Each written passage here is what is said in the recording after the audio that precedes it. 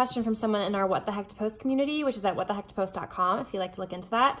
They asked for tips and strategies and tools for increasing engagement. So I wanted to come on here and do a quick video. I've got 9 that I want to share with you today. Here they are. Okay, the first one is to just make it really easy for people to engage with you. One super simple way is whenever you're on Instagram story, try to create content that's easy to interact with. So for example, you can use the question sticker. Whew, sounds like a mouthful. The question sticker, which looks like this.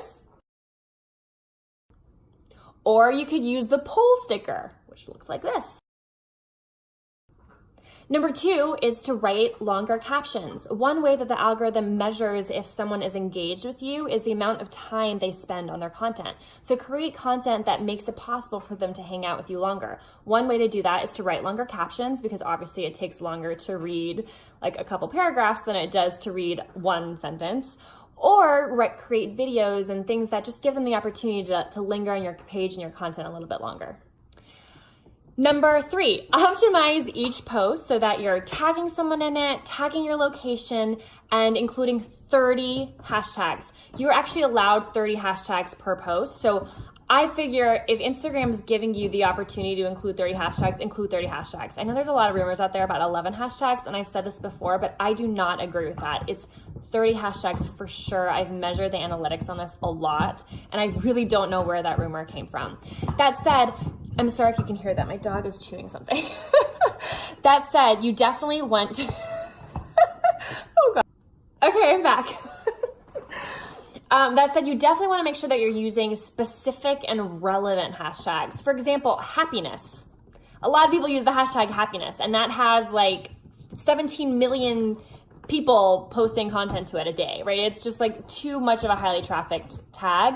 You want to be using tags that make it more likely that you might be showing up at the top of these tags so that you can show up in discovery pages and things like that.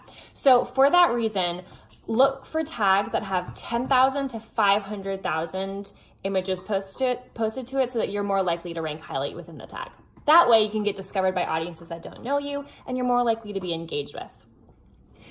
Number 4, schedule your content so that it goes out when people are more likely to be online, when your specific audience is more likely to be online. A great app for this is called When to Post, and it looks like this. I'll show you it to you on the next slide. This basically looks at your specific audience within your handle, and it tells you the 3 most optimal times to post within the day. Again, it's called When to Post, and it looks like this.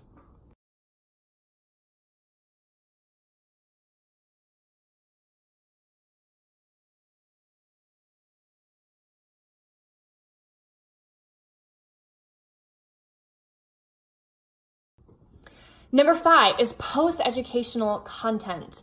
I just recently shared to Instagram story that I used to really shy away from this. I didn't want to get challenged by anyone. I was like worried that people would disagree with me. I was like terrified of teaching people what I know.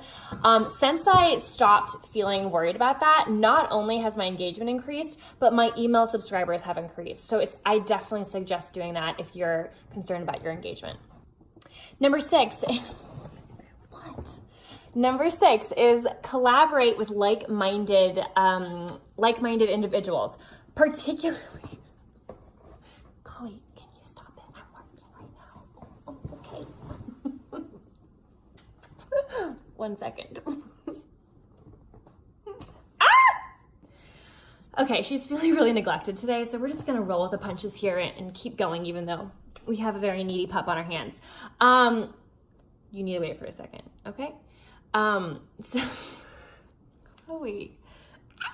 Number 6 is to collaborate with like-minded individuals. So that means people that are like have a similar message or a message that aligns with what you're trying to say, and maybe are targeting the same audience but are not selling the exact same thing. So you want to be considered competitors, but you definitely align.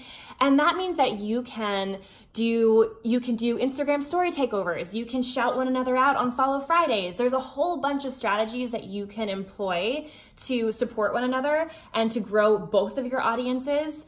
And I actually share them within What the Heck to Post. If you want more than what I've just shared, that's at whatthehecktopost.com. Number 7 is to not be so serious all the time. I feel like sometimes I look at pages from coaches and they're all they do is educate, all they do is help. And there has to be a moment of just wanting to hang out with your audience and laugh at something with them. And that's where memes and quotes are really, really awesome.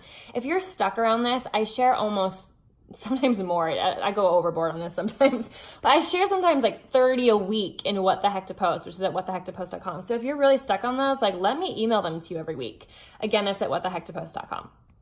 Oh, and if you want to see this in action, someone who I think is really good at this is Alexi Panos. You'll look at her page and you'll see there's definitely like, let's laugh together moments, and then definitely moments where she's like, I'm here to serve today. So definitely check her out if you want to see this balance in action.